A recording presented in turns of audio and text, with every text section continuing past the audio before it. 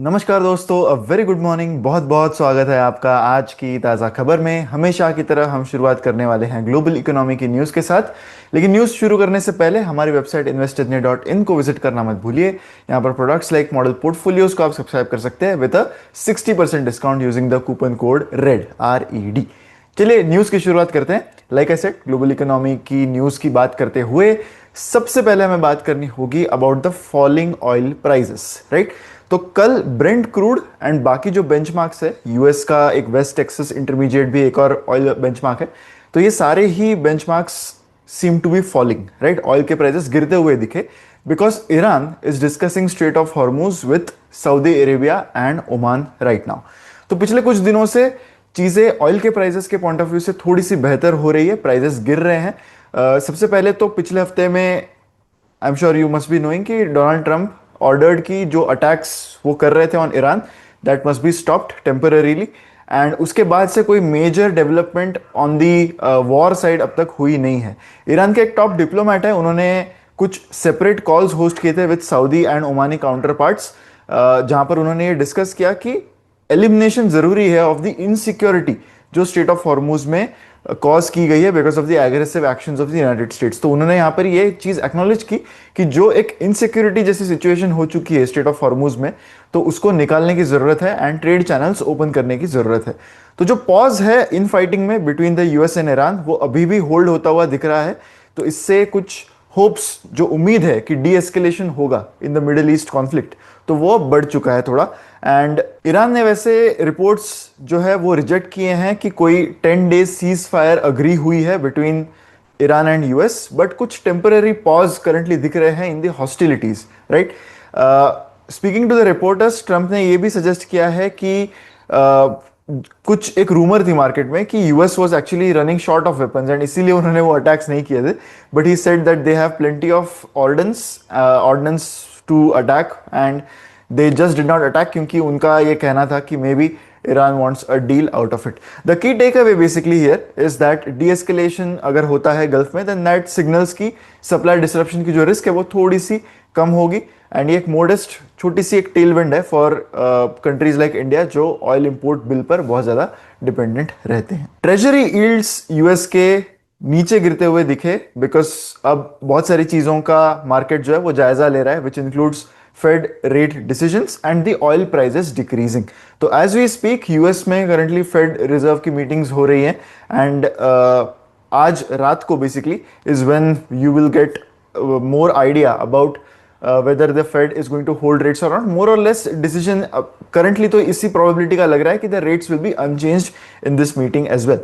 But main development ये हुई कि यूएस का जो 10-year ट्रेजरी नोट यील्ड है, जो एक मेन बेंचमार्क है फॉर मॉर्टगेजेस, ऑटो लोन्स, तो that is currently going down. Currently it is eight somewhere around 4.6% yields, right. तो इन्वेस्टर्स इस चीज को क्लोजली मॉनिटर करेंगे कि फेड का जो डिसीजन है, final decision on interest rate, वो क्या होगा। जो rate setting federal open market committee है, ऐसा एक्सपेक्टेड है कि वो रेट्स को अनचेंज ही रखेंगी। करेंटली 3.75% का यूएस का फेड रेट है, तो उसके चांसेस आइदर रेट्स कट होने के या फिर हाइक होने के इस मीटिंग में तो कम है, लेकिन there is a chance, there is a good chance that सितंबर में there might be a hike, right. तो ये सारे डेवलपमेंट्स देखना करेंटली जरूरी होगा and we'll have to see कि whether the Fed committee gives any indication कि आने वाले जो फेडरल रिजर्व के मीटिंग्स होंगे वहां पर वो क्या डिसीजंस लेंगे। The key take away here is कि एक रेट पॉज अगर प्राइस इन होता है एंड सितंबर में एक हाइक डिस्कस होती है इंस्टेड ऑफ अ कट, तो we can not expect a near term relief for emerging markets, right. क्योंकि मेनली इमर्जिंग मार्केट्स में पैसा फ्लो होने के लिए लिक्विडिटी ज्यादा होनी जरूरी है। लिक्विडिटी कब ज्यादा होगी? लिक्विडिटी तब ज्यादा होगी अगर रेट्स कट होते हैं, राइट। रेट्स अगर कट होंगे तो the interest that you get by putting money in a safe deposit like US government bond yield, वो बहुत कम हो जाता है एंड इसलिए वो पैसा शायद इमर्जिंग मार्केट्स में आए। बट जब तक ऐसी सिचुएशन है तब तक मेजर फ्लोज शायद इमर्जिंग मार्केट्स में ना आए। कल साउथ कोरिया का index, which is KOSPI the main index of the nation, crashed by more than 10% and global sell off जो है in the AI theme, in the semiconductor theme, right, that seems to be deepening now. तो ये एक major selling कल दिखा in the South Korean markets. In fact पिछले 1-1.5 महीने में साउथ कोरिया का मार्केट बहुत ज़्यादा करेक्ट हो गया। It has corrected by almost 30-33% in the last 1 month, right. तो इससे कंसर्न्स अब बढ़ गए हैं on the sustainability of the AI spending boom. तो इससे एक मेजर सेलिंग आ गई है अक्रॉस द सेक्टर। अब कीप दिस इन माइंड कि दीज आर नॉट कंसर्न्स कि एआई जो है ये थीम चलेगी नहीं। क्या होता है कि वैल्यूएशंस जो है ना, they are always going to be factoring in a sense of positivity. एक जो उम्मीद है कि ये जो थीम है वो कितना अच्छा करेगी, वो हमेशा वैल्यूएशंस रिफ्लेक्ट करते हैं। एंड जब भी कोई चीज बहुत ज्यादा वैल्यूएशंस पर पहुंच जाती है, तो वो एक्सपेक्टेशंस के मुकाबले अगर कोई भी चीज चेंज होती है ऑन द डाउन साइड, तो उससे वैल्यूएशंस बहुत ज्यादा करेक्ट हो सकते हैं। That is the simple simple math of investing, right.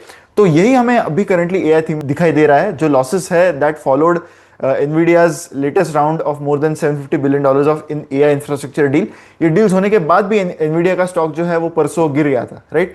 तब उससे बहुत सारी चीजें जो है वो ट्रिगर होने लगी कि investors were now increasingly questioning कि ये जो हाई वैल्यूएशंस है इन द एआई इन्वेस्टमेंट्स वो सस्टेन हो सकते हैं क्या नहीं। पर्टिकुलरली क्योंकि अब चाइनीज अराइवल्स भी they are making good case for faster than expected technological advances, right. Shares of companies like ASML, which is a very big semiconductor company, तो they fell to their lowest level since June, जब एक report आई कि Chinese state backed company जो है that has begun mass producing certain chip making machines। तो ऐसे सारे developments जो है they were hampering the overall global markets। तो investors will remain sensitive to any potential changes जो ASML के dominance को चैलेंज कर सकते हैं। यहाँ पे memory chip makers like Samsung, SK Hynix, ये दोनों ही कंपनीज मोर देन 12% कल गिरी। And if you might be already knowing कि ये जो दोनों कंपनीज है they form majority part of the KOSPI index of South Korea. इसके अलावा जापान का जो इंडेक्स है वो भी इसी वजह से ज्यादा गिरा। एंड जो even US based memory storage semiconductor based जो भी कंपनीज है उनमें उनकी स्टॉक प्राइसेस में भी हमें मेजर करेक्शन कल देखने मिला था। The key take away here is कि ग्लोबल सेमीकंडक्टर या फिर एआई केपेक्स का री रेटिंग जो है वो अंडरवे है। D rating is what you would say is underway. Indian IT and any domestic semiconductor ancillary play जो है उसको भी ध्यान से देखना होगा ऐसे समय पर through risk. Indian IT overall did well yesterday because of this news, क्योंकि अगर एआई रिलेटेड चीजें थोड़ी सी पेसिमिज्म की तरफ जाती है तो जो आईटी सर्विसेज है that moves towards a bit of an optimism. Indian economy की बात करते हैं। इंडस्ट्रियल आउटपुट यानी आईआईपी डेटा कल आउट था for the month of June. तो इंडिया का जो आईआईपी इंडेक्स है that grew by 7.3% in the month of June. It's a good number overall. एक 6 मंथ हाई पर ये नंबर पहुंच चुका है। This was mainly because of robust expansion जो मैन्युफैक्चरिंग में हुआ, इलेक्ट्रिसिटी में हुआ, गैस सप्लाई सेक्टर्स में हुआ। And it was also supported by moderate growth water supply and mining sectors, right. तो ये जो रिलीज है that marks the 3rd month in this fiscal year जहां पर एक नई आईआईपी की सीरीज शुरू हो चुकी है। तो ये सीरीज हर कुछ साल के बाद चेंज होती है ताकि जो बेस ईयर है दैट कैन चेंज एंड उसके ऊपर हम जो ग्रोथ है वो मेजर कर सके। जून का जो प्रिंट आया है of 7.3% that was higher than 1.5% growth जो जून के पिछले साल में रिकॉर्ड की गई थी। एंड एक महीना पहले यानी मई के मंथ में ये जो नंबर था दैट वाज 5.1%। तो उसके मुकाबले 7.3 एक अच्छा जंप है as per the industrial output estimates. अब आईआईपी का जो इंडेक्स नंबर है that stood at 123.1 for the month of June compare to 114.7 जो एक साल पहले था। ये एक बहुत ही क्लोजली ट्रैक्ड इंडिकेटर है जो हाई फ्रीक्वेंसी इंडिकेटर है काइंड ऑफ, जो इकोनॉमिक एक्टिविटी बताता है एंड एक अर्ली सिग्नल देता है कि मैन्युफैक्चरिंग मोमेंटम कैसा है, इन्वेस्टमेंट डिमांड कैसी है, ओवरऑल ग्रोथ ट्रेंड्स इकोनॉमी में कैसे हैं, राइट। अब ये जो एक्सपांशन है वो किस वजह से आया है। तो आईआईपी का जो डेटा जो कैलकुलेट होता है दैट इंक्लूड्स 23 इंडस्ट्री ग्रुप्स। उसमें से 19 ग्रुप्स जो थे they showed a positive growth in the month of June.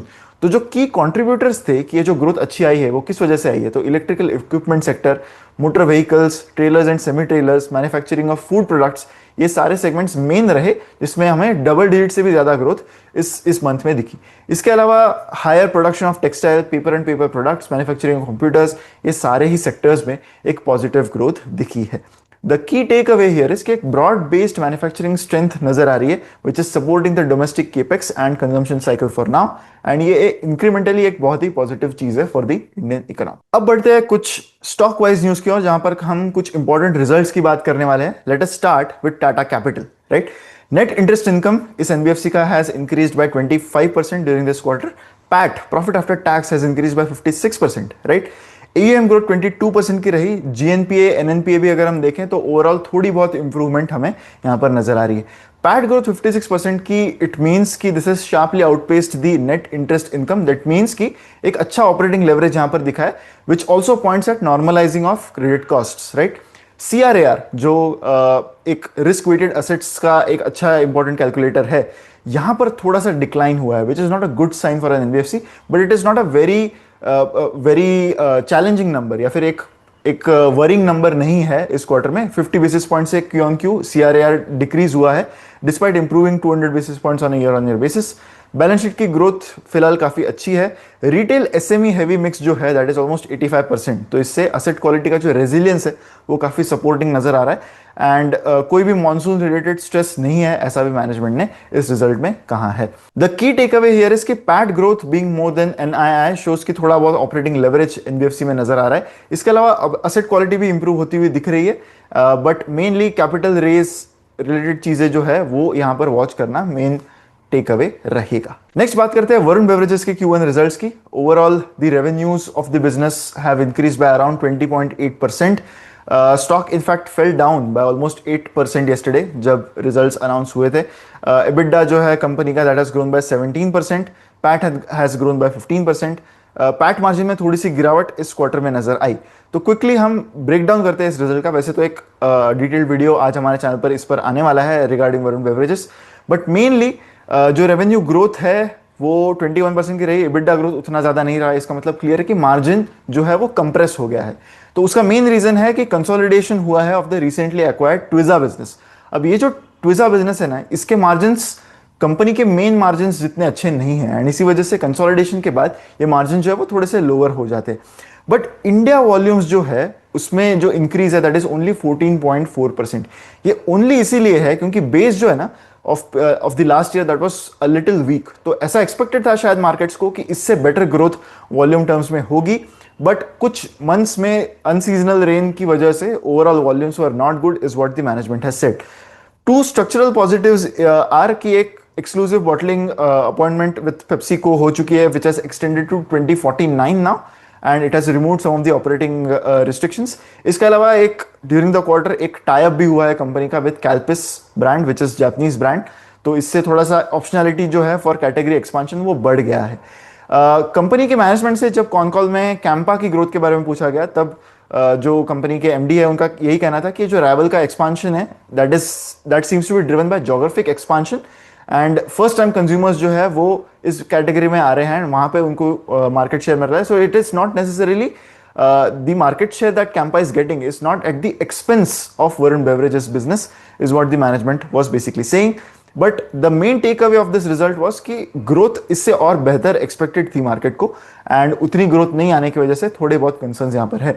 The key takeaway here is कि रेवेन्यू बीट अच्छा दिखा है, लेकिन मार्जिन कंप्रेशन दिखा है because of acquisition of the lower margin Twizza business, and of course the India volume was well short of the expectations. But कुछ overall long term positives है, will have to watch कि आगे आने वाले quarters में whether company is able to bring back the growth momentum. L&T के Q1 results की बात करते हैं। Overall revenue has increased by 7% for the company. Margins थोड़े से कम हो गए हैं EBITDA मार्जिन्स की अगर हम बात करें तो, but order inflow remains very strong. Order inflow has increased by 14% on year on year basis. एक ऐसे क्वार्टर में जहां पर सीजनली आपको बहुत ज्यादा ऑर्डर्स नहीं मिलते, उसमें भी मोर देन 1 लाख करोड़ के ऑर्डर्स कंपनी को मिले हैं, which is a very good number, right. Order book currently is more than almost 8 lakh crores right now, which has also increased by 5% on a quarter-on-quarter basis. International revenue इस quarter में around 51% का रहा, and international orders जो total inflow है उसमें 56% के रहे। So overall international order book का मोमेंटम काफी स्ट्रॉन्ग है। एक क्लासिक L&T पैटर्न इस क्वार्टर में भी हमें दिखाई दिया, but mainly the concern is going to be a bit on the margin side. Overall order inflow काफी स्ट्रांग रहा, लाइक आई सेड, एंड जो बुक टू बिल रेशियो है वो 2.9 टाइम्स है। रेवेन्यू के 2.9 टाइम्स करंटली ऑर्डर बुक है। एक important ratio है ऐसे कंपनीज में जो ट्रैक करना होता है। की टेकअवेज की अगर हम बात करें तो EBITDA मार्जिन का कंप्रेशन 90 बेसिस पॉइंट से रहा, mainly because of labour cost inflation and कुछ मिडिल ईस्ट के सप्लाई चेन प्रेशर्स रहे इस क्वार्टर में, is what the management said. लेकिन पैट ग्रोथ जो है that was aided by lower finance cost and इसीलिए हमें पैट का comparison year on year basis पर दिखना is not going to be like for like in that way. Next बात करते हैं HUL, हिंदुस्तान यूनिलीवर के Q1 रिजल्ट्स की। Overall the results were not very impressive to the markets. Revenue जो है वो इंक्रीज हुआ है बाय 10%, एबिटा इंक्रीज हुआ है बाय 8%, पैट जो है वो गिरा है, that is because of a one of in the base quarter. Overall अगर हम नंबर्स देखें ना तो बाकी FMCG companies have put on a very good number in this result season. Nestle के नंबर्स वैसे काफी अच्छे थे, तो हेडलाइन पैट का जो डिक्लाइन है वो थोड़ा सा मिसलीडिंग है क्योंकि एक बेस इफेक्ट है ऑफ टैक्स क्रेडिट बुक्ड जो पिछले साल के Q1 में था। अगर नॉर्मलाइज बेसिस पे देखें तो पैट इंक्रीज इज अराउंड 9%, जो ठीक ठाक ग्रोथ है। वैसे बेस क्वार्टर में GST बेनिफिट नहीं था, तो इसलिए ईयर ऑन ईयर बेसिस पर नंबर्स थोड़े से बेहतर होना एक्सपेक्टेड है, right. But still overall revenue print इस क्वार्टर में has been good for HUL, लेकिन वॉल्यूम ग्रोथ सिर्फ 5% की रही। कंपनी का खुद का जो गाइडेंस है दैट इज 5 to 7% का, तो कंपनी का जो खुद का गाइडेंस है उसके लोअर एंड पर ही ग्रोथ आई है एट अ टाइम जहां पर बाकी सारे कंपनीज बेटर ग्रोथ दे रहे हैं। That is precisely the reason why there was a correction in the stock price of HUL yesterday. Overall company के सेगमेंट्स अगर देखें तो होम केयर एक अच्छा सेगमेंट रहा कंपनी के लिए इस क्वार्टर में। 15% की USG ग्रोथ यहां पर दिखी है। ग्रॉस मार्जिन्स कमोडिटी इन्फ्लेशन की वजह से रहे हैं। The key take away here is कि हेडलाइन पैट डिक्लाइन तो एक टैक्स इल्यूजन की वजह से है, लेकिन मार्केट को जो चीज पसंद नहीं आई है वो है कि वॉल्यूम ग्रोथ उतने अच्छे नहीं है जितने कंपनी ने खुद कहा या फिर कंपनी के पीयर्स करंटली दे पा रहे हैं, and that's a genuine concern here. Next Ambuja cement के Q1 रिजल्ट्स की बात करते हैं। Revenue from operations is declined bye 7.5%। Cement के जो सेल्स वॉल्यूम है that also has declined bye 7%, whereas just for context peer जो है अंबुजा सीमेंट वहां पर ऑलमोस्ट 5-6% की वॉल्यूम ग्रोथ आई थी इस क्वार्टर में। EBITDA मार्जिन 16.7% का रहा, तो EBITDA मार्जिन में भी काफी बड़ी डिक्रीज हमें यहाँ पर देखने मिलती है। Although Q on Q basis पर चीजें काफी इंप्रूव्ड नजर आ रही है। EBITDA पर टन 931 रुपीज का रहा इस क्वार्टर में। पैट में अराउंड 36% का डिक्लाइन है, राइट। सो ओवरऑल एक वीक प्रिंट हम ओवरऑल कह सकते हैं यहाँ पर है अंबुजा सीमेंट का। दो मैनेजमेंट का यही फ्रेमिंग है कि it is a deliberate attempt कि उनको क्वालिटी चाहिए over quantity currently, and volumes को कॉन्शियसली मॉडरेट किया गया ताकि लो मार्जिन का जो ट्रेड है वो कम पुश हो सके। सीक्वेंशियली अगर हम देखें तो EBITDA बाय टन जो है वो इंप्रूव हुआ है 27% on quarter on quarter basis, right. Q4 में अराउंड 735 का EBITDA पर टन था जो 931 हो चुका है, तो अच्छा इंक्रीज है वहां पर क्योंकि कॉस्ट रिडक्शन काफी मीनिंगफुल यहां पर हुआ है। कंपनी का कहना है कि वेस्ट एशिया पॉलिटिक्स ड्रिवन जो imported and fuel and logistics cost का जो इन्फ्लेशन रहा वो ट्रांजिएंट है, यानी ये एक स्ट्रक्चरल चेंज नहीं है, एंड बैलेंस शीट अभी भी डेट फ्री है। कैपेसिटी एक्सपेंशन 119 MTPA का हो जाएगा बाय FY27 एंड वो सारी चीजों के लिए company is well on track right now. FY27 की industry demand related guidance company का 5% का रहा, which is soft, right, and it is worth watching कि पीयर्स की कमेंट्री यहां पर कैसी रहेगी। The key take away here is की वीक YOY नंबर्स रिफ्लेक्ट करते हैं कि deliberate volume for margin trade off यहां पर दिख रहा है, बट ओवरऑल कैसे एक्सपांशन होगा एंड सारे जो रेलेवेंट सिग्नल्स होंगे वो मार्केट बहुत क्लोजली वॉच करेगा यहां पर इन दिस कंपनी। अब नेक्स्ट हम बढ़ते हैं हमारे फाइनल सेक्शन पर, which is the believe it और नॉट सेक्शन, जहां पर हम बात करने वाले हैं चाइनीज मार्केट्स के बारे में। एक मेजर IPO जो चाइनीज मार्केट्स में हुआ, this is for a company called CXMT। वैसे तो हमने हमारे चैनल पर इसके रिलेटेड एक वीडियो भी कल जो है वो अपलोड किया है, बट अगर मैं ब्रीफ में आपको बताऊं तो यहां पर सबसे बिलीव इट और नॉट चीज ये है कि इस कंपनी का IPO हुआ and on the first day of trading, right, on the very first day of trading ये कंपनी का प्राइस जो है that has closed 465% higher on the first trading day on compare to the price at which the IPO was done. तो इस rally की वजह से stock का जो मार्केट कैप है, IPO प्राइस हुआ था at a market cap of around $85.5 billion US, लेकिन फर्स्ट ट्रेडिंग डे खत्म होते ही कंपनी का मार्केट कैप $500 बिलियन हो गया, right. More than 5 times increase company के शेयर प्राइस में just on the day of listing यहां पर हुआ है। It is suppose to be one of the reasons why overall जो AI रिलेटेड सेमीकंडक्टर वाली थीम है उसमें बाकी सारे कंपनीज क्यों करेक्ट हो रहा है, उसका एक मेजर रीजन ये भी माना जा रहा है क्योंकि China is known for this. China is known to have capacities live very quickly. जो भी चीज वर्क कर रही है उसमें वो तुरंत घुस के वो सारी चीजें लोअर कॉस्ट से फायदा लेना, that is something that we have always known China for, right. And it remains to be seen कि कैसे अब आगे मार्केट इस स्टॉक के प्राइस को भी परसीव करता है। It becomes the overall AI theme has become really more interesting because of this new development that has happened in the Chinese markets, right. हमारी वेबसाइट investindia.in को विजिट करना मत भूलिए। जैसा कि मैंने वीडियो के शुरुआत में भी आपको कहा है, रेड RED ये कूपन कोड अगर आप यूज करते हो तो आपको 60% का डिस्काउंट मिलेगा on our model portfolios in subscribing to our model portfolios. तो ऐसे वीडियोस के लिए हमारे चैनल पर बने रहे। आज के इस वीडियो में इतना ही। अगर आपको हमारा ये प्रयास अच्छा लगा है तो वीडियो को लाइक करना मत भूलिए एंड शेयर कीजिए विद मैक्सिमम पीपल। एंड ऐसी वीडियोस के लिए हमारे चैनल पर बने रहे। मिलते हैं अगले वीडियो में। Thank you so much.